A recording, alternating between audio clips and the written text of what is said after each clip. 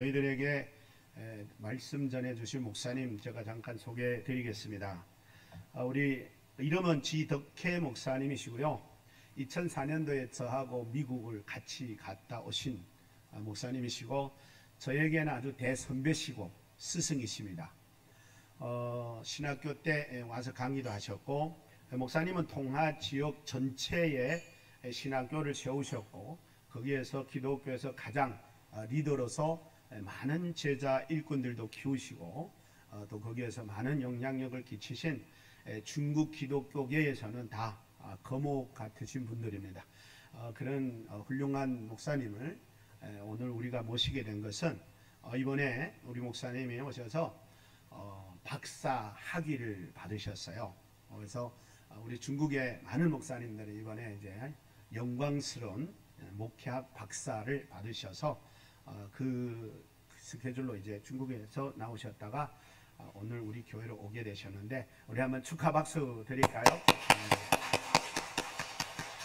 저는 이번에 그분들이 이제 목회학 박사 학위 받으시는 모습 보면서 너무 자랑스러웠어요. 중국에도 목사님들 이제 박사들이 많으시다. 이제 하나님께서 우리 조준종 목사님들을 통해서 큰 일 하실 때가 된 것 같아요. 그래서 우리 조준족들을 크게 키우시고 이제 하나님께서 세계적으로 쓰시려고 귀한 이제 학위들을 주셔서 얼마나 자랑스러운지 저도 가서 축하해드렸고 이제 그랬습니다. 그래서 오늘 우리 이제 여러분에게 말씀을 전해주실 제목은 바로 구속자 예수 그리스도, 이런 제목으로 목사님 나오셔서 말씀 선포하실 때 정말 졸지 마시고 집중하셔서 사모하는 마음으로 은혜를 받으시기를 바랍니다. 우리 박수로 우리 나오실 때 만나겠습니다.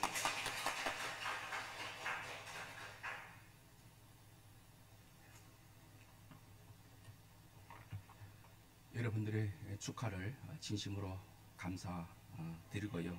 또 우리 김창길 목사님 참 이렇게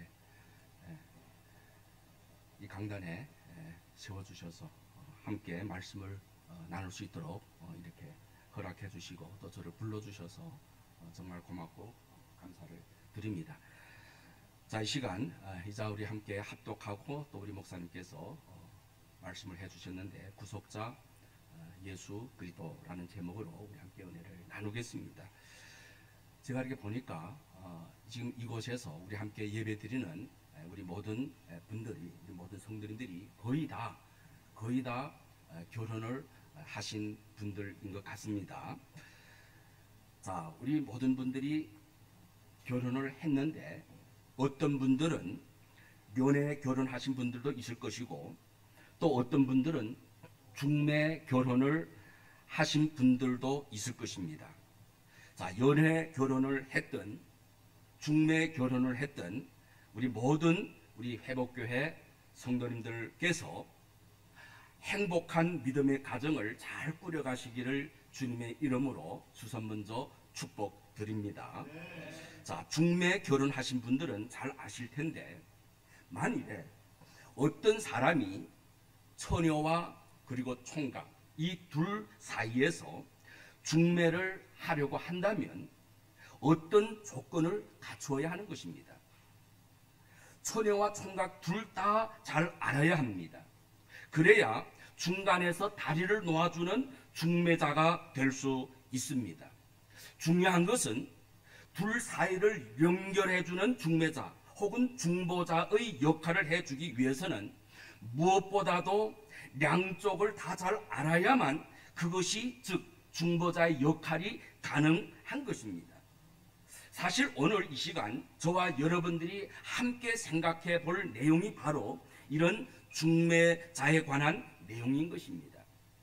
그런데 이런 중보자에 관한 내용, 다시 말해서 하나님과 우리 인간들 그 사이에서 중보자로서의 역할을 감당하는 이런 중보자의 이런 내용에 대해서 우리 함께 생각해 보겠는데, 그런데 이런 중보자에 관한 내용을 여러분들 잘 아시는 서열문답 제21문에서 잘 다루고 있습니다. 그 서열문답 제21문은 이런 질문입니다. 하나님이 선택하신 자들의 구속자는 누구이십니까? 여기에 대한 답은 이렇게 답을 기록해 놓았습니다. 하나님의 선택하신 자들의 유일한 구속자는 주 예수 그리스도이시며, 그는 하나님의 영원하신 아들로서 사람이 되셨으니 그 후에 계속 한 인격의 두 가지 구별된 성품이 있어서 영원토록 하나님이시고 사람이십니다 라고 믿음의 선배님들이 그렇게 답을 잘 정리해 놓았습니다. 자, 무슨 말입니까? 한마디로 말해서 하나님께 택함 받은 사람을 구속할 수 있는 분은 오직 예수 그리스도 한 분밖에 없다라는 말씀인 것입니다. 자, 여기에서 우리는 분명히 알아야 할 것이 있는데, 예수님은 모든 사람의 구속자가 아니라 택함 받은 자들의 구속자라는 사실을 우리는 이 서론문답 21문에서 발견해야 한다라는 사실인 것입니다. 자, 그런데 여기서 구속자란 말이 나오는데, 이 구속자란 어떤 뜻입니까? 자, 여기에 관해서 이렇게 한번 설명해 보겠습니다. 자, 옛날에 어떤 사람이 땅을 많이 가지고 있었는데 빚을 졌습니다. 이 사람이 빚을 너무 많이 져가지고 방법 없이, 할 수 없이 자기가 본래 가지고 있던 그 엄청난 땅을 넘겨주게 됩니다. 그러니까 이 말인즉 땅을 잃어버리게 된 것이다 라는 것입니다. 이제 그 사람은 자기 스스로 그 잃어버린 땅을 되찾을 만한 그런 능력이 전혀 없게 되었습니다. 바로 이런 상황 가운데 있을 때에 그 잃어버린 땅을 다시 되찾을 수 있는 방법이 하나 있는데, 그 잃어버렸던 땅을 되찾는 것을 가리켜서 구속한다 라고 말하는 것입니다. 그런데 이 구속이 이루어지기 위해서는 반드시 구속자가 필요합니다. 다시 말해서 땅을 되찾아줄 사람이 필요하다라는 것입니다. 그런데 땅을 되찾아줄 이런 구속자가 되기 위해서는 반드시 두 가지 조건을 갖추어야 하는 것입니다. 어떤 조건인가 하면은, 첫째, 그 땅을 잃어버린 사람과 가장 가까운 사이, 가까운 관계, 가까운 친척이라는 이런 친척이어야 하는 것입니다. 가까운 사이, 가까운 친척이어야 합니다. 이게 첫 번째 조건입니다. 둘째는 땅을 되찾을 수 있는 돈이 있어야 합니다. 아무리 가까운 사이이고 가까운 관계이고 아무리 가까운 친척일지라도 그 땅을 살만한 그런 돈이 없으면 안 되는 것입니다. 다시 말해서 땅을 되찾아줄 능력이 있어야 구속자가 될 수 있다라는 말씀인 것입니다. 그래서 옛날 이스라엘 시대에는 땅을 잃어버린 사람을 땅에 잃어버린 사람의 구속자가 되기 위해서는 반드시 이 두 가지 조건이 갖추어져야 합니다. 자, 이와 마찬가지로 우리 인간이 하나님과 어떤 관계였습니까? 본래는 단절되었습니다. 본래는 하나님께로부터 우리가 관계가 끊겨졌습니다. 단절되었습니다. 아담의 죄로 말미암아. 그래서 하나님께로부터 잃어버림을 당했다라는 사실입니다. 이렇게 하나님께로부터 잃어버림을 당했을 때 그 잃어버린 우리 인간을 다시금 구속하기 위해서는 구속자가 필요합니다. 구속자가 필요한데 그 구속자가 되기 위해서는 반드시 두 가지 조건을 갖추어야 한다라는 것입니다. 첫째는 혈과 육을 가진 저와 여러분들, 우리 인간과 똑같은 이런 혈과 육을 가진 우리 인간과 동일해야 하지만 죄는 없어야 합니다. 자, 둘째, 우리 인간을 구속할 만한 능력이 있어야 하는 것입니다. 아무리 죄가 없는 인간일지라도 우리 죄인들을 그 죄 가운데서 사망해서 구원할 만한 그런 능력이 없다면 구속자가 될 수 없다라는 것입니다. 그래서 두 번째 조건은 우리 인간을 구속할 만한 능력이 있어야 하는 것입니다. 그런데 여러분, 우리 인간들 가운데는 이런 조건을 갖춘 사람이 있습니까? 없습니까? 아무도 없습니다. 그렇습니다. 아무도 없습니다. 죄인된 우리 인간을 구속할 힘과 능력을 가지신 분은 잘 아시는 대로 오직 우리를 직접 창조하시고 온 만물, 우주 만물을 창조하신 창조주 한 분밖에는 절대 없다라는 것입니다. 그러므로 우리 인간의 구속자가 되기 위해서는 반드시 두 가지 조건을 갖춰야 되는데, 첫 번째 인간이어야 하고 또한 하나님이셔야 하는 것입니다. 그래야 우리 인간을 구속할 수가 있다라는 것입니다. 그런데 감사하게도 그러한 분이 계신다. 이렇게 우리를 그 죄와 사망에서 구속할, 구원할 이런 분이 계신다라고 성경은 말씀하고 있습니다, 여러분. 오늘 본문 디모데전서 2장 5절을 보니까 다시 한번 제가 읽어드립니다. 하나님은 한 분이시요 또 하나님과 사람 사이의 중보자도 한 분이시니 곧 사람이신 그리스도 예수라 라고 사도 바울이 증거했습니다. 무슨 말입니까, 여러분? 지금 이 말씀은 사도 바울이 증거한 말씀인데, 하나님과 사람 사이의 중보자는 오직 한 분밖에 없다라는 말씀인 것입니다. 그분이 바로 누구신가? 그분이 바로 예수 그리스도이신데, 예수 그리스도는 어떤 존재이냐? 사람이신 예수 그리스도이시다라는 것입니다. 그렇다면 질문합니다. 과연 예수님이 이런 중보자가 되실 수 있습니까? 과연 예수님이 하나님과 우리 인간들, 죄인된 우리 인간들 중간에서 사이에서 중보할 수 있는 그런 중보자가 되실 수 있습니까? 여기에 관해서 이 시간 우리 함께 생각해 보겠는데, 중보자가 되기 위해서는 반드시 몇 가지 조건을 만족해야 된다고 했습니까? 두 가지 조건을 만족해야 합니다. 하나는 완전한 인간, 완전한 하나님이셔야 하고, 또 하나는 완전한 인간이셔야 합니다. 그렇다면 성도 여러분, 과연 예수님은 완전한 하나님이셨습니까? 또 과연 하나님은 완전한 인간이셨습니까? 여기에 관해서 증거해 보겠습니다. 자, 성경은 예수님이 완전한 하나님이시라는 사실을 여러 곳에서 우리에게 증거해 주고 있습니다. 보여주고 있습니다. 가장 중요한 첫 번째 증거는 예수님 자신이 스스로 자기는 하나님이라고 말씀을 했습니다. 특히 요한복음을 보면은 아버지와 나는 하나다. 아버지와 나는 하나다. 이렇게 예수님이 친히 말씀을 하셨습니다. 자, 이렇게 예수님 말씀하시면서 예수님 자신이 하나님과 동등한 그런 신성을 가진 분이라는 사실을 유대 사람들에게, 유대인들에게 여러 차례, 수차례 그렇게 이야기를 하셨습니다.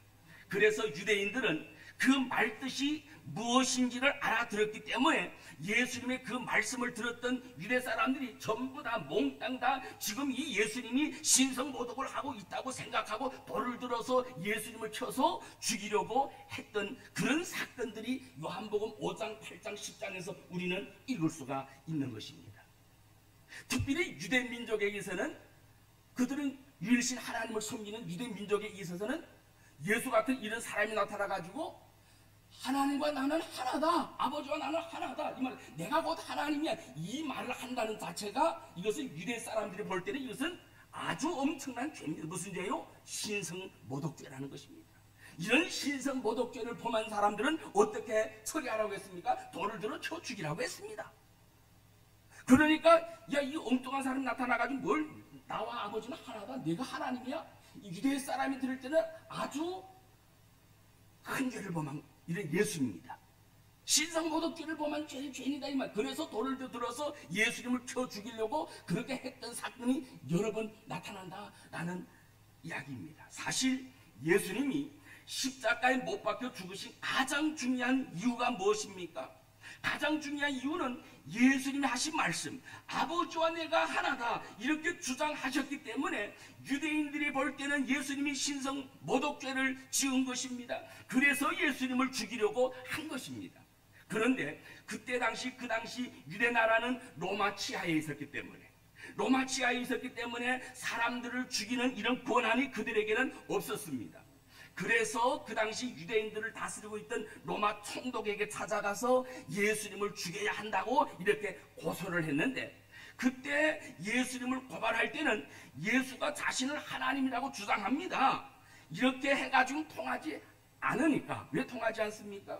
로마 총독은 유대 사람입니까? 이방 사람입니까? 이방 사람들에 있어서는 뭐 예수 본자신 나는 하나님이다 이렇게 외치면서 다니도 이방 사람들이 볼 때는 그건 죄가 죽일 만한 죄가 안 된다 이 말입니다. 유대 사람들 측에서 볼 때는 죽일 죄이지만은 이방 사람 로마 총독에게 있어서는 죽일 죄가 안 되는 것입니다.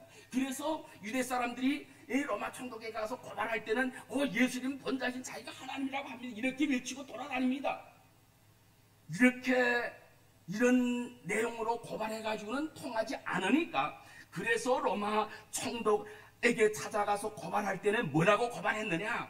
예수가 반란을 일으키려고 합니다. 예수가 쫓아나려고 합니다. 라고 고발한 것입니다. 이렇게 고발해서 십자가에 죽게 만들었던 것입니다. 그러나 사실은 예수님 자신이 하나님이라고 주장했기 때문에 유대인들이 예수님을 죽이려고 했던 것이다 라는 것입니다.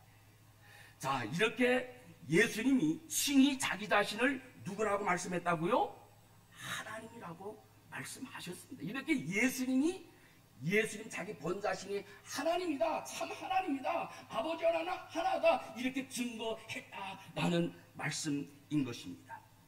자, 이뿐만 아니라 우리가 산상설교에서 마태복음 5장, 6장, 7장이 산상설교죠. 이 산상설교에서 보면은 예수님은 여러 차례 이런 식으로 말씀했습니다. 어떤 식인가 하면은 옛사람에게 이렇게 말한 바를 너희가 들었으나 나는 너희에게 이렇게 말한다 라는 형식으로 라는 식으로 여러 번 말씀을 하셨습니다. 예를 한 가지 든다면은 옛사람에게 말한 바 살인치 말라, 누구든지 살인하면 심판을 받게 되리라 하였다는 것을 너희가 들었으나 나는 너희에게 이르노니 형제에게 노하는 자마다 심판을 받게 되고 형제를 대하여 나가라 하는 자는 공회에 잡히게 되고 미련한 놈이라 하는 자는 지옥불에 들어가게 되리라 라고 예수님이 친히 이렇게 말씀을 하셨는데, 자 보세요. 지금 예수님이 이렇게 말씀하시는 것은 마치 우리 하나님께서 모세를 통해서 이스라엘 백성들에게 율법을 주신 것처럼 지금 예수님도 하나님의 권위와 동일한 권위로 제자들에게 그리고 당신의 백성들에게 말씀하고 계신다는 것을 보여주고 있는 것입니다. 그러니까 이 장면에서도 예수님의 권위와 하나님의 권위가 동일하시다는 사실을 우리에게 증거해 보여주고 있다는 사실인 것입니다. 그리고 또 중요한 증거는, 예수님이 하나님이라는 또 중요한 증거는 예수님은 하나님만 하실 수 있는 많은 행동들을 행하셨습니다. 그것이 뭡니까? 예를 몇 가지 든다면은 죄인을 향해서 내가 죄사함을 얻었느니라 라고 예수님이 선언합니다. 자, 여러분, 본래 이 죄 용서는 누구만 할 수 있습니까? 그렇습니다. 하나님만 할 수 있는 이 죄 사함입니다. 그런데 예수님이 이렇게 하나님만 선언할 수 있는 죄 용서를 선언했다라는 것은 예수님이 누구시라는 사실을 증거해 보여주는 것입니까? 하나님이시라는 사실을 증거해 보여주고 있다라는 것입니다. 그리고 예수님은 또 이렇게 말씀합니다. 누구든지 나를 믿으면 영생을 주겠다라고 말씀했는데, 자, 사실 이 영생을 주는 것도 누가 영생을 주실 수 있습니까? 누구만? 하나님만. 자, 이렇게 그런데 예수님이 이렇게 하나님만 하실 수 있는 이런 말씀을 하셨다는 것입니다. 이렇게 하나님만 하실 수 있는 이런 말씀을 하셨다는 것은 그 말씀을 하고 계시는 예수님이 바로 하나님이셨다라는 사실을 증거해 보여주고 있다는 사실입니다. 자, 그리고 또 보세요. 풍랑을 어떻게 하셨습니까? 잠잠케 하셨어요. 바람을 어떻게 하셨습니까? 잠잠케 하셨어요. 문둥병을 어떻게 하셨습니까? 치료해 고쳐주셨습니다. 귀신을 어떻게 했습니까? 쫓아냈습니다. 죽은 나사로를 어떻게 했습니까? 살렸습니다. 할렐루야. 자, 등등 이렇게 하나님만 하실 수 있는 일을, 하나님만 하실 수 있는 그런 일들을 예수님이 친히 행하셨다라는 것입니다.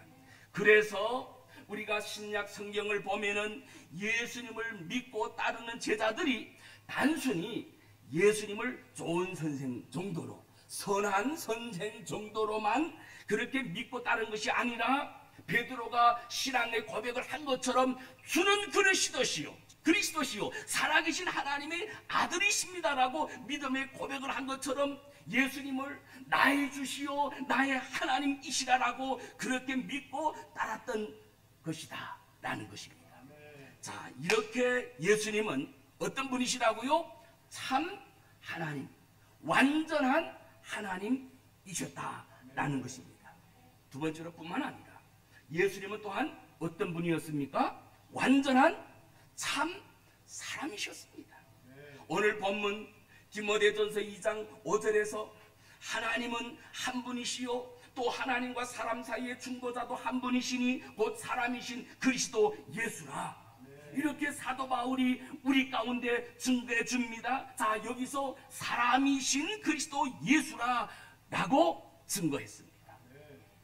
사람이신 예수 그리스도라 라고 증거했다. 누가? 사도 바울이 이렇게 증거했다라는 것입니다. 성도 여러분, 예수님이 완전한 사람이라는 것이 어떻게 무엇으로 증명될까요? 됩니까?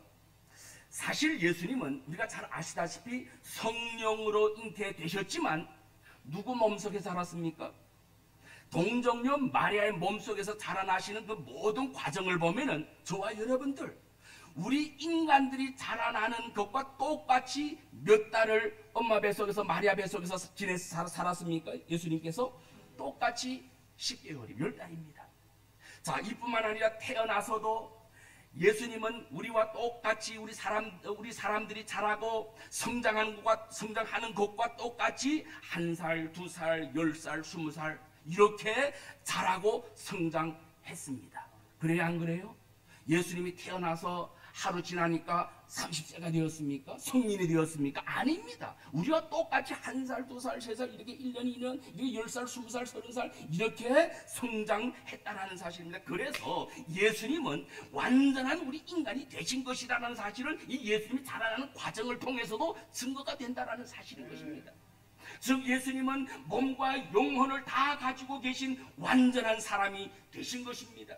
즉 예수님은 몸과 영혼을 다 가지고 계신 완전한 사람이 되신 것입니다. 그러나 죄는 없으십니다. 왜 죄가 없습니까? 죄가 없는 이유는 무엇이냐? 보통 생육법으로 태어나지 아니하고 성령으로 잉태되어 동정녀의 몸을 통해 나셨기 때문입니다. 저와 여러분들은 다 우리 엄마와 우리 아버지와 엄마의 관계 속에 보통 생육법을 통해서 우리가 태어났습니다. 그래서 우리의 시조 아담 하와의 범죄로 말미암아 태어나는 모든 그의 아담의 후손들은 다 그의 원죄를 원죄를 가지고 태어나기 때문에 태어날 적부터 죄인으로 태어납니다. 그러나 예수님은 우리와 같이 보통 생육법으로 태어난 것이 아니라 성령으로 잉태돼 우리가 신앙 고백했죠. 동정녀 마리아 몸을 통해서 나셨기 때문에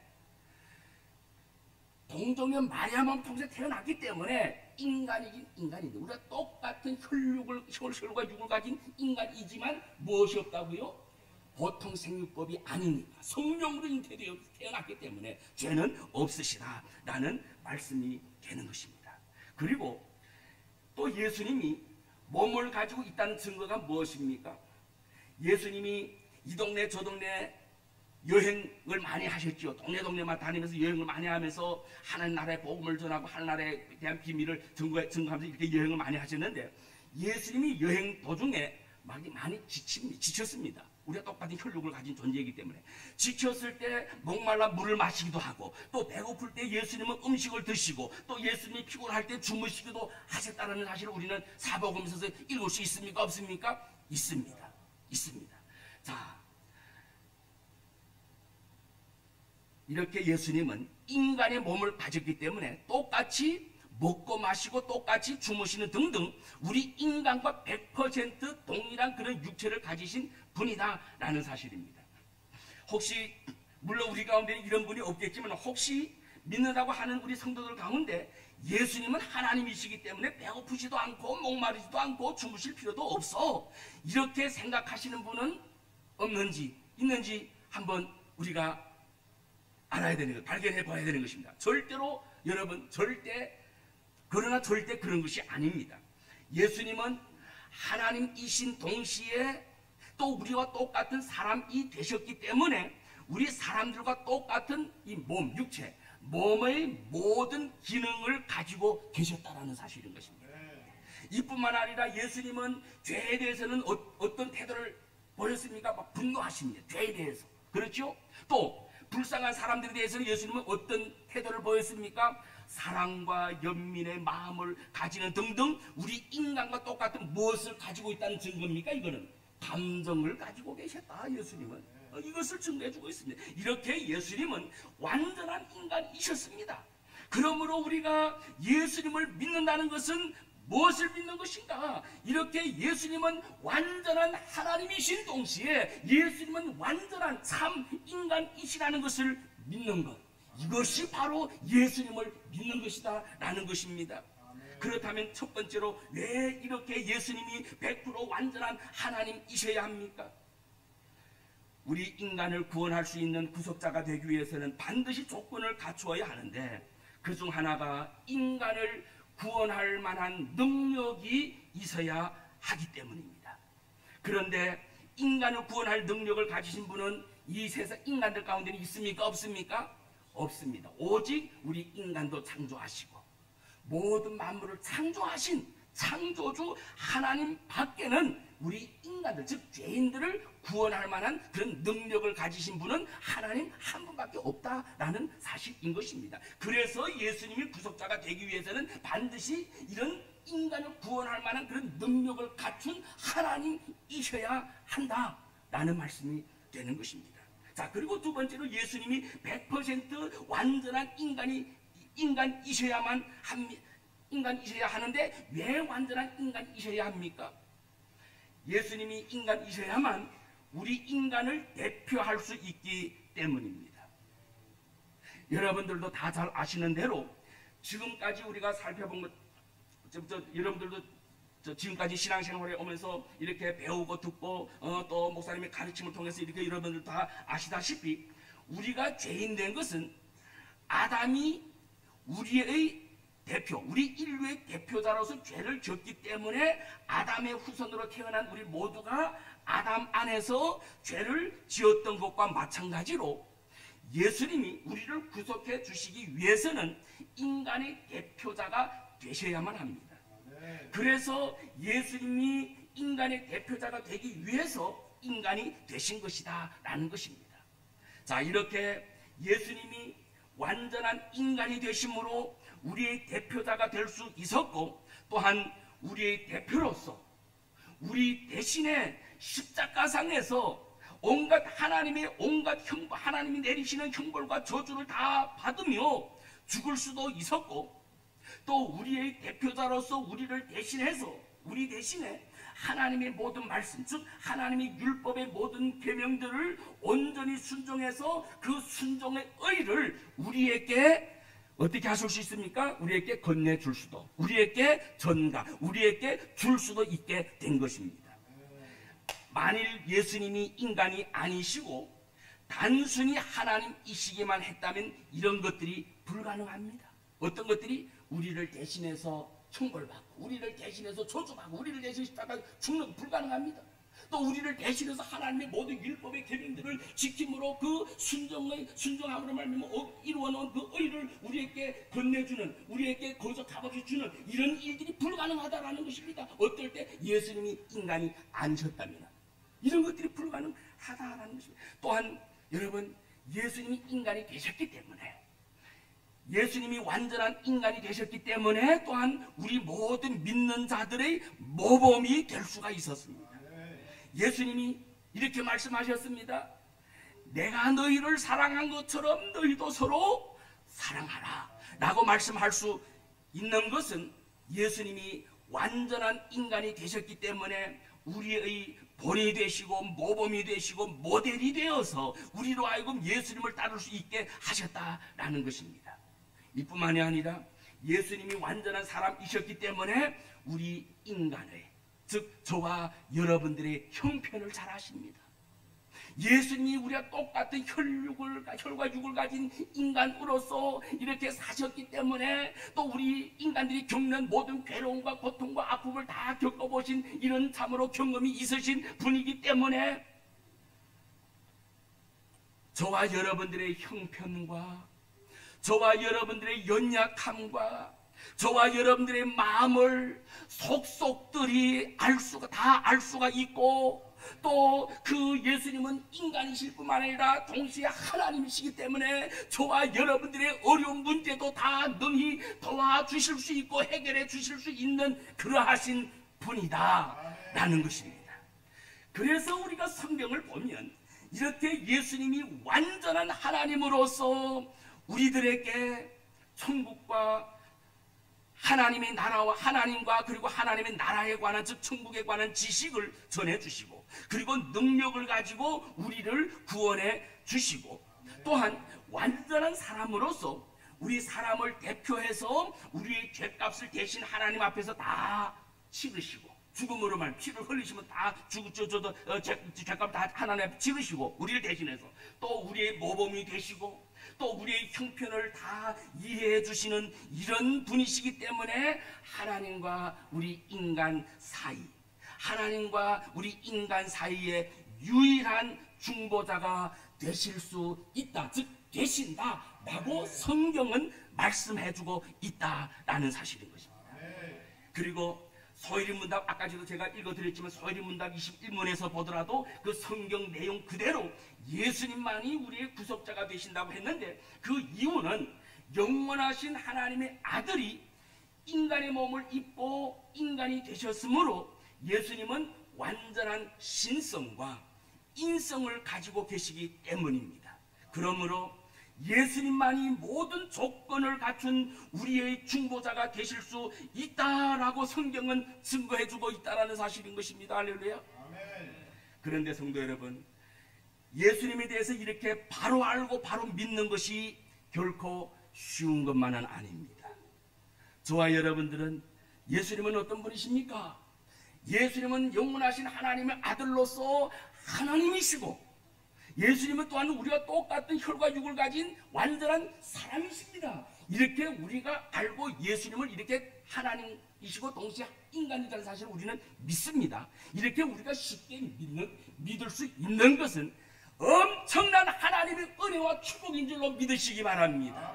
아무리 지식이 있고 아무리 유식한 사람이다 할지라도 예수님이 하나님이신 동시에 사람이다라는 사실을 쉽게 믿어지는 거 아닙니다. 아무리 유식한 사람일지라도 믿을 수가 없어요. 무엇이 없으면 성령님의 유효한 부르심이 없이는 성령의 역사가 없이는 불가능하다라는 사실인 것입니다. 그런데 저와 여러분들이 이렇게 쉽게 예수님을 나의 구주이신데 그 구주 되시는 예수님이 완전한 하나님이시고 완전한 사람 인간이시다는 사실을 믿을 수 있게 된 것은 내 안에서 성령님께서 일을 하셨기 때문이다라는 사실인 것입니다. 이 사실은 무엇을 증거해주고 있습니까? 하나님께로부터 구원받기로 영생 얻을 자로 이렇게 선택된 하나님의 백성이라는 사실을 증거해주고 있는 것입니다. 이것을 깨닫게 되면 이 은혜 엄청난 은혜요 엄청난 하나님의 축복이라는 사실을 우리는 깨닫게 된다는 사실인 것입니다. 사실 지금까지 인간들은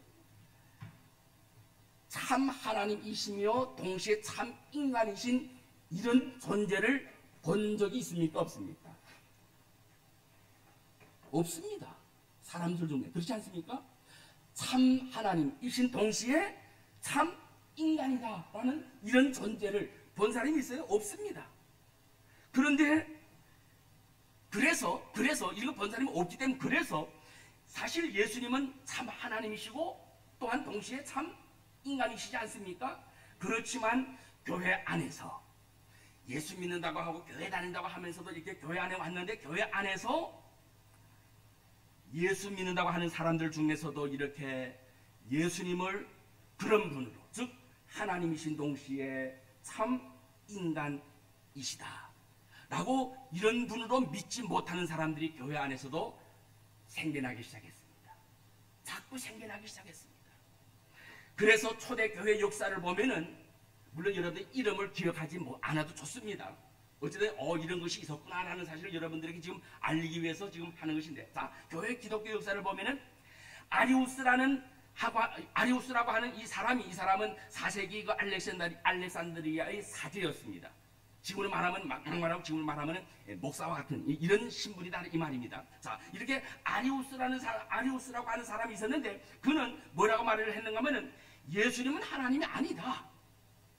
예수님은 우리보다는 좀 뛰어나고 능력은 있고 좀 초월한 부분은 있지만은 예수님도 하나님의 피조물일 뿐 하나님이 아니다. 이렇게 말하고 이렇게 주장을 했습니다. 자, 이 주장은 예수님의 무엇을 부인한 것입니까? 예수님의 신성을 부인한 것입니다. 그러면 생각해 보세요. 만약에 예수 안 믿는 사람들이나 우리 기독교 이외에 다른 무슨 그런 종교라고 다른 종교를 믿는 사람들이 예수님은 하나님이 아니다 이렇게 말하는 것은 당연히 우리 이해할 수 있습니다. 왜? 예수 안 믿는 사람들이니까. 교회 밖에. 그런 불신자들이 그 사람들이 이렇게 말하는 것은 우리는 당연히 이해할 수 있겠지만, 그러나 자기는 교회 다닌다고 하고 자기는 예수를 믿는다고 하면서 무슨 말을 합니까? 뭐라 말합니까? 예수님은 하나님일 수가 없어. 예수님은 우리와 똑같이 하나님께로부터 창조됨을 받은 인간일 뿐이야. 이렇게 말을 한다면, 또 이렇게 주장을 한다면, 또 이렇게 믿는다면, 여러분 이렇게 고집하는 사람이 있다면 우리가 어떻게 이런 사람을 처리해야 하겠습니까? 물론 사랑하기 때문에 우리는 사랑의 마음을 가지고 대해줘야 되기 때문에 사랑의 마음 가지고 깨우쳐 주어야 하겠지만, 만약에 사랑으로 깨우쳐 주는데도 회개하지 않고 계속해서 예수님이 하나님이라는 사실을 부인하고 믿지 않는다면 이런 사람을 어떻게 해야겠습니까? 교회에서 쫓아내야겠다. 교회에서 쫓아내야 하는 것입니다. 그런데 아리우스 그 사람 혼자라면 괜찮은데, 왜? 영향력이 없기 때문에 혼자면 되는데, 그런데 혼자만이면 괜찮은데 이 아리우스의 이 주장이 맞다라고 하면서 따라다니는 이런 많은 사람들이 생겨났습니다. 그래서 이것은 아니다. 이대로 놔둬서는 이건 교회에 큰 손상이 될 것이다. 그래서 많은 신학자들이 모여가지고 이 문제를 어떻게 해결해야 하는가, 이런 사람들을 어떻게 교회 안에서 처리해야 하는가 등등 이런 문제를 해결하기 위해서 325년에 니케아라는 곳에서 중요한 종교회의를 소집하고, 그 회의에서 이 아리우스라는 사람을 이단으로 정죄하고 아리우스와 그 아리우스를 따르는 모든 사람들을 교회에서 추방시켰습니다. 자, 그런데 또 세월이 좀 흘러서 아폴리나리우스라는 사람이 또 등장합니다. 자, 이 사람은 시리아의 라오티게아 교구의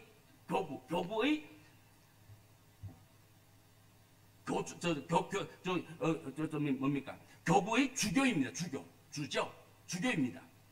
자, 그런데 이 사람이 또 나타나서 이번에는 뭐라고 말하는가 하면은 예수님이 하나님이었으나, 자, 예수님의 신성은 인정합니다. 예수님은 하나님이었으나 참된 인성을 소유하지 않았다라고 말했습니다.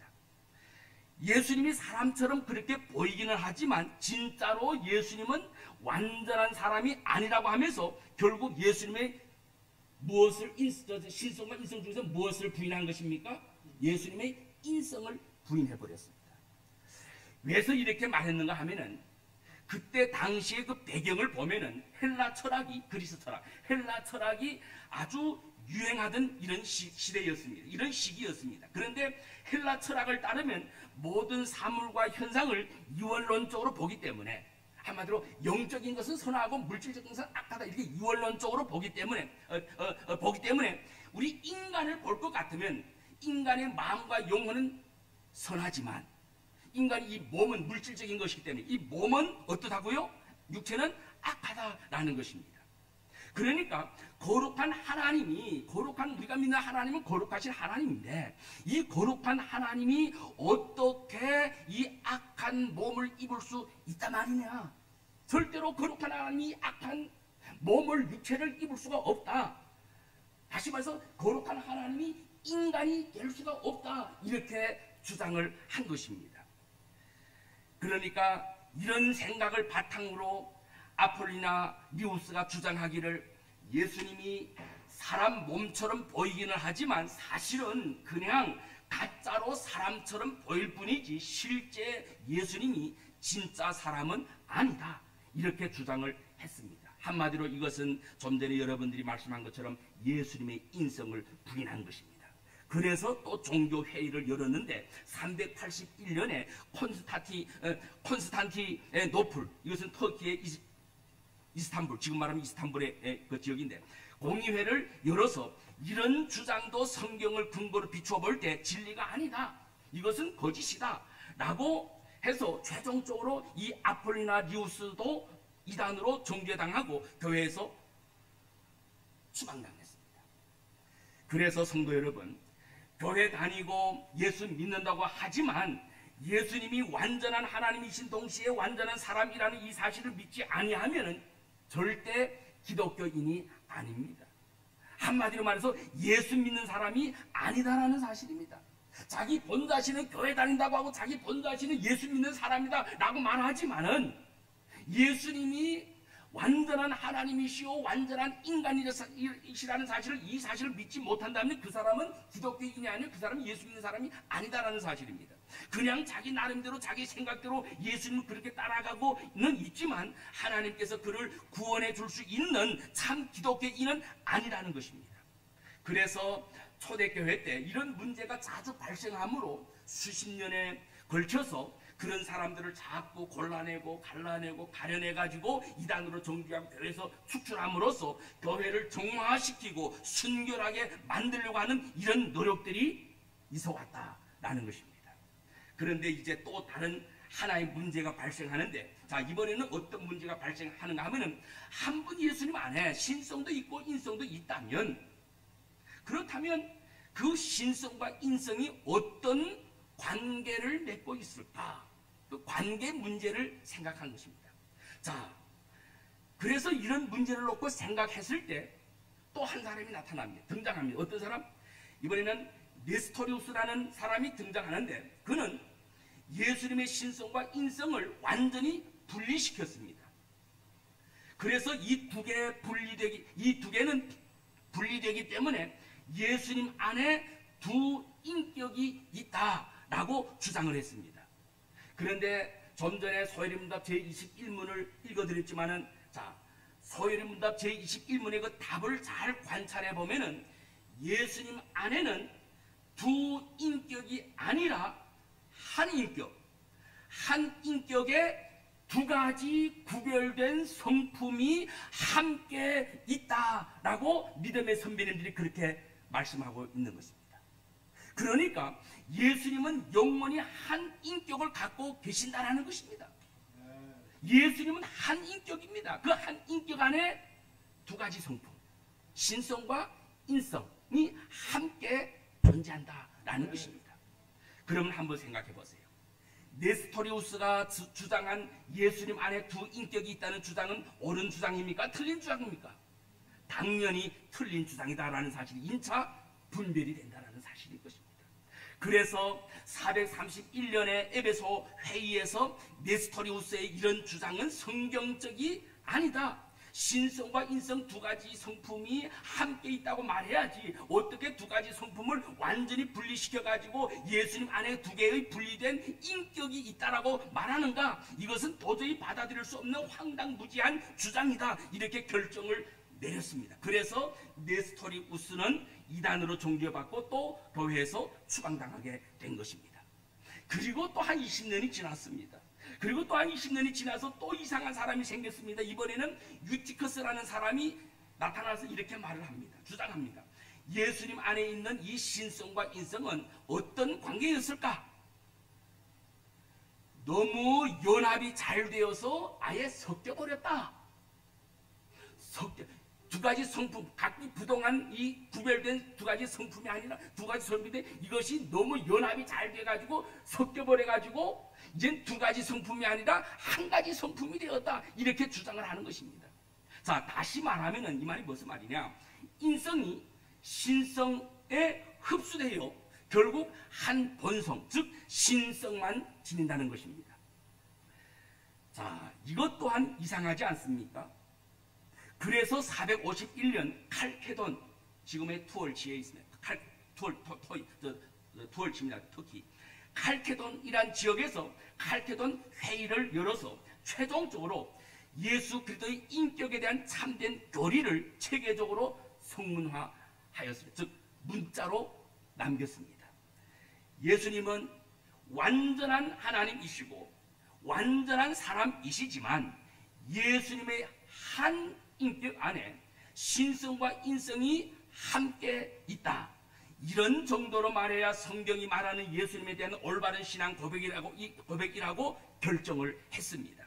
그러나 이렇게 말하지 않고 예수님은 참 하나님이 아니다라고 주장한 아리우스가 그래서 이단으로 정죄 당한 것이고, 또 예수님은 참 인간이 아니다라고 주장한 아폴리나 니우스도 이단으로 정죄되고, 그리고 또 예수님은 참 하나님이고 참 사람인 것은 믿겠는데 그런데 예수님 안에는 두 인격이 있다 이렇게 말한 네스토리우스가 또 정죄를 당하고 이단으로 추출됐고, 마지막으로 인성이 신성에 흡수되어 결국 한 성품밖에 없다라고 주장한 단성론자라고 불리는 이 유티커스도 이단으로 정죄되었다라는 것입니다.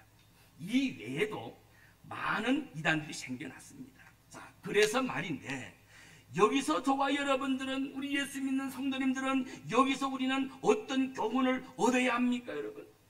우리 모든 성도님들이 정말 분별력을 가지고 정신을 차려야 한다라는 교훈을 얻게 되는 것입니다. 예수 믿는 것이 자기가 믿고 싶은 대로 믿으면 절대 안 되는 것입니다. 교회에서는 교회에서 이런 자는 이단으로 정죄당하고 추방당하게 되는 것입니다. 그래서 오늘날 예수 믿는 저와 여러분들이 예수님을 믿어도 예수님에 관해서 바로 알고 바로 믿는 것이 아주 중요한 것입니다. 성도 여러분, 이 시간 자기 가슴에 자기 양심에 손을 얹고 나는 지금 예수님을 어떻게 믿고 있는가 하는 이 사실을 한번 점검해보는 시간 가져도 참 좋을 것입니다. 자, 우리는 성경이 말해주는 대로 믿어야 합니다. 그런데 성경이 말해주는 대로 믿지 않고 내가 믿고 싶은 대로 믿게 되면 곧 이단으로 정죄받고 추방될 뿐만 아니라 참된 구원을 이룰 수가 없습니다. 그렇게 되면 절대 안 되는 것입니다. 그래서 우리가 다시 한번 서리문답 21문을 제가 읽어드리겠는데, 질문: 하나님이 선택하신 자들의 구속자는 누구이십니까? 답은 하나님의 선택하신 자들의 유일한 구속자는 주 예수 그리스도이시며 그는 하나님의 영원하신 아들로서 사람이 되셨으니 그 후에 계속 한 인격에 두 가지 구별된 성품이 있어서 영원토록 하나님이시고 사람이십니다 라고 믿음의 선배님들이 답했습니다. 자, 저와 여러분들은 이렇게 믿어야 될 줄로 믿습니다. 자, 우리 회복교회, 이 회복교회 우리 모든 성도님들은 예수님을 이렇게 알고 이렇게 믿으시기를 다시 한번 주의 이름으로 축복을 드립니다. 저는 믿습니다. 우리 김장일 목사님은 아주 주님을 사랑하는 우리 동역자이시고, 정말로 저는 우리 김장일 목사님 좋아하는 이유 가운데 여러 가지 있겠지만 그 중에 하나가 예수님을 바로 알고 예수님에 향한 그 감사하는 마음, 그 사랑하는 마음, 주님을 향한 그 열심, 복음을 위해서라면은 모든 것을 바치는 이런 열심, 이것이 아주 좋아하는 이유 가운데 하나인 것입니다. 자, 이렇게 참 하나님이신 동시에 참 인간이신 예수님이 하나님과 사람 사이의 유일한 구속자가 되시고 구원자가 되시고 중보자가 되신다는 사실을 믿는 것이 예수님을 바르게 알고 믿는 신앙이다라는 것입니다. 자, 그렇다면 이제까지 들은 말씀을 우리 삶 속에 구체적으로 어떻게 적용할 수 있습니까? 첫째, 무엇보다도 우리는 예수 믿는 사람으로서 우리의 믿음의 대상이 되시는 예수님을 바로 알고 바로 믿어야 합니다. 그리고 올바른 분별력을 가져야 하는 것입니다. 올바른 분별력을 가지기 위해서는 무엇보다도 신앙의 기초를 잘 다져야 합니다.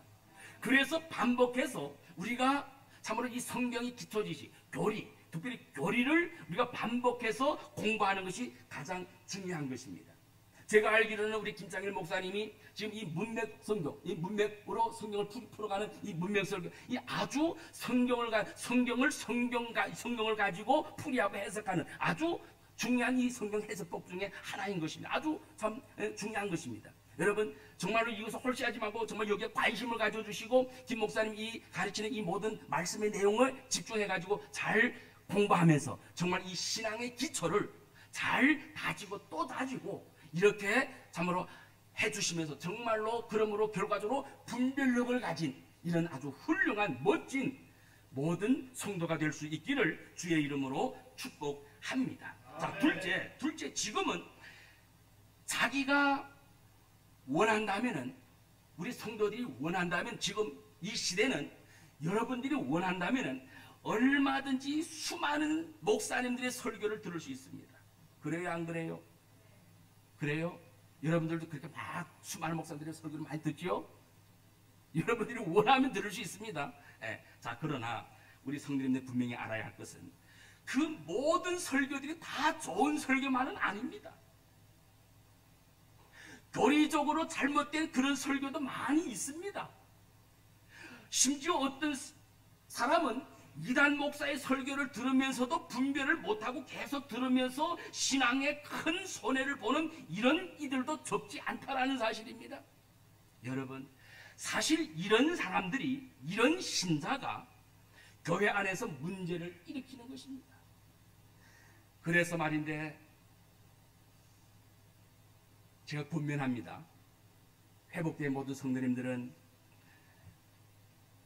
가운데 이런 신자가 없기를 간절히 바라지만 만약에 자신이 연약해가지고 분별력이 없어서 잘못된 이단 설교를 계속 듣다가 거기에 빠져들고 유혹되었을 때 우리 김창일 목사님이나 또 김창일 목사님이 파견한 뭐 권사님이나 뭐 집사님이나 아니면 믿음이 좋은 이런 분들을 파견해가지고 교회에서 파견해가지고 권면하고 깨우쳐주고 돌아서라고 이렇게 충고할 때는 겸손히 받아들이고 회개해야지 교만해가지고 회개도 안 하고 자기 고집을 부린다면 손해보는 것은 자신뿐입니다.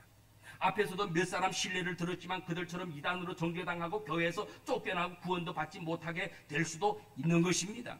그러므로 또 권면하는데 우리 회복교회 모든 성도님들은 겸손히 우리 회복교회의 담임 목사인 우리 김창일 목사님과 그리고 또 김창일 목사님이 파송한 이 교회에서 파송한 그 모든 분들의 권면과 충고를 겸손히 받아들일 줄 아는 이러한 모든 회복교회 성도들 되시기를 주의 이름으로 축복합니다. 물론 이렇게 교만해가지고 내 고집은 이런 사람이 이런 신자가 없겠지만 그러나 어쨌든 설교니까 이렇게 권면을 합니다. 자, 셋째, 오직 저와 여러분들은 주님만을 바라보고 의지해야 합니다. 왜냐하면은 예수님은 참 하나님이시기에 능력과 지혜가 충만하십니다. 못 이룰 것이 없습니다. 예수님은 우리를 구원하실 뿐만 아니라 원하신다면 우리의 모든 문제도 해결하실 수 있는 분입니다. 그리고 또 예수님은 참 인간이시기 때문에 참 사람이시기 때문에 저와 여러분들의 형편, 저와 여러분들의 연약함, 속사정, 마음 속속들이 다 알고 계십니다. 알고 계실 뿐만 아니라 능히 도울 수 있는 분입니다. 그러므로 저와 여러분들이 정말 위로받기를 원한다면, 정말 해결받기를 원한다면, 정말 고침받기를 원한다면 정말로 저와 여러분들은 이렇게 참 하늘의 위로를 받기를 원한다면 오직 주님만을 바라보고 의지하면서 믿음으로 도움을 강구해야 할 줄로 믿습니다. 결론입니다. 온 우주에 참 하나님이기도 하시고 참 인간이기도 하신 분이 한 분 계십니다. 그분이 바로 예수 그리스도이십니다. 오직 예수님만이 하나님과 사람 사이의 중보자요 구속자로서의 자격을 갖추었습니다. 그래서 저와 여러분들은 하나님의 은혜로 오직 예수님을 믿음으로 구원받은 사람입니다. 이 사실을 깨닫고 우리 모든 회복교회 성도님들은 우리를 구원해 주신 삼위일체 하나님께 감사하고 충성하고 예배드리고 헌신봉사함으로 맡은 직분을 감당한 일에도 충성함으로 삼위일체 하나님께 영광을 돌려야 하는 것입니다. 그리고 한 걸음 더 나아가서 우리 이웃들에게, 우리 동족들에게, 수많은 사람들에게 예수 그리스도의 복음을 전하고 주님께서 맡겨주신 그 증인의 사명을 잘 감당해야 하는 것입니다. 이러한 삶의 열매가 있고 성장이 있는 우리 회복교회 모든 성도가 다 되시기를 주의 이름으로 축원합니다. 기도 한번 하겠습니다. 하나님 아버지, 정말 고맙고 감사드립니다. 창세전에 우리를 구원하시기로 작정하시고 택하여 주심을 진심으로 감사합니다. 그리고 하나님이 택하신 자들을 구원하시려고 독생자 예수 그리스도를 이 세상에 보내주심도 감사합니다. 이 시간 귀한 말씀을 통해서 예수 그리스도는 택함 받은 자들의 유일한 구속자로서 완전한 하나님이시고 완전한 사람이시지만 예수님의 한 인격 안에 구별된 두 가지 성품, 신성과 인성이 함께 있다는 사실도 깨우쳐 주셔서 감사합니다. 하나님 아버지, 우리 모든 성도들로 하여금 오늘 하나님께서 깨우쳐 주신 말씀대로 예수님을 바로 알고 바로 믿게 하옵소서. 그리고 분별력이 생겨서 잘못된 이단설을 가려낼 수 있도록 은혜와 믿음을 더하여 주시옵소서. 주님의 재림이 가까운 이 말세에 침할 때에 마귀 사탄들은 아우성치며 삼킬 자를 찾고 있는 이때 우리 모든 성도들로 하여금 더욱더 깨어있어 기도하며 말씀을 가까이 하고 하나님 중심, 말씀 중심, 교회 중심의 신앙생활을 할 수 있도록 도와주시고 인도해 주시옵소서. 그리하여 날마다 믿음이 자라고 영적인 성숙과 점진적인 성화가 이루어지고 더욱 겸손해지게 하옵소서. 더 이상 자기 주장, 자기 고집, 자기 생각대로가 아니라 겸손히 하나님의 뜻을 따라 모이기에 힘쓰고 교회 안에서도 질서 있게 행하며 덕을 세우고 은혜를 끼치며 맡은 일에 최선을 다하는 알곡 신자가 되게 하여 주시옵소서. 예수님은 참 하나님으로서 원하신다면 못 이루실 것이 없습니다. 능력과 지혜가 충만하십니다. 그리고 예수님은 참 인간으로서 우리의 형편, 연약함, 속사정을 다 아십니다. 그리고 능히 도울 수 있습니다. 하나님 아버지요, 우리로 하여금 세상을 바라보지 말고 오직 주님만을 바라보고 의지하게 하옵소서. 주님을 본받는 삶을 살 수 있도록 은혜와 믿음도 더하여 주시옵소서. 비록 내가 이 땅에 몸담고 살지만 나는 이 세상에 속한 자가 아니라 하늘에 속한 하늘나라의 백성임을 늘 기억하고 하나님의 백성답게 주님의 말씀대로 살 수 있도록 성령님이여 도와주시옵소서. 어떤 상황 속에서도 원망불평하지 않고 또 근심 걱정 염려하지 않고 심지어는 원수까지도 사랑하고 그를 위해서 기도해주며 범사에 감사할 수 있는 이렇게 성숙된 신자가 다 되게 축복해 주시옵소서. 하나님 아버지, 회복교회 모든 성도님들의 가정 위에 구원의 복을 내려 주시옵소서. 회복교회 모든 성도님들의 자손들을 믿음의 사람으로, 하나님의 사람으로 키워주시고 크게 사용하여 주시옵소서. 아파하고 힘들어하는 모든 성도들을 하나님이여 긍휼히 여겨 주시옵소서. 주님의 사랑의 손으로 어루만져 주심으로 위로해 주시고 고쳐 주시옵소서. 믿음으로 끝까지 견디며 승리하게 축복해 주시고 무엇보다도 정금같이 나오게 하옵소서. 제각기 위치에서 맡은 일에 충성하며 헌신 봉사하는 모든 회복교회 성도들, 회복교회 재직분들을 기억해 주시고 항상 건강케 하시고 더 큰 은혜와 신령한 복을 내려주셔서 먹든지 마시든지 무엇을 하든지 오직 주의 영광만을 위해서 믿음으로 살게 축복해 주시옵소서. 예수님의 이름으로 간절히 기도합니다. 아멘. 네, 감사합니다. 우리 목사님 오늘 정말 엄청난 진리를 여러분에게 정리를 잘 해주셨는데 졸지 않고 잡생각 안 하고 들으셨으면 잘 정리해 해서 들으실 줄로 믿습니다. 참 아무에게나 가서 들을 수 있는 이런 진리가 아닙니다. 우리 목사님 오늘 정말 정리 잘 해주셨고 깔끔하게 이렇게 해주셨는데 여러분 명심하시고 우리가 예수를 믿는다면서 내 방식대로 믿지 말고 정확하게 예수님을 알고 믿는다면 참 안타까운 게 예수 믿는 사람들이 자기 소원을 구해놓고 이루어 앉거나 어려움을 당했는데 빨리 해결이 안 되면은 기도하다가 자꾸 딴 데를 찾아가요. 그게 잘못 알고 있어 그래요. 하나님 이제 목사님을 통해서 하나님은 신이시며 사람이 신 이유는 하나님은 모든 것을 갈 수 있는 가능성을 가지신 신인 하나님이고 모든 인간의 형편과 처지를 낱낱이 아실 수 있는 사람이십니다. 그러니까 여러분 왜 하나님 나 처지 형편 모르냐 이게 아니고 알고 해결하는 중 치료하는 중 응답해 주시는 줄로 믿고 하나님의 때를 기다려야지 내 때를 기다리면 자꾸 급해져요. 제가 어느 이야기 듣고 권사 한 분이 기도해도 안 되고 기다려도 안 되고 하니까 뭐 딴 이제 예언하는 목사 찾아간다 뭐 점쟁이 찾아간다 이런 얘기 들었는데 그러면 너무 마음이 아파요. 잘못된 신앙 하나님의 때를 기다리면서 하나님의 은혜를 사모하시면서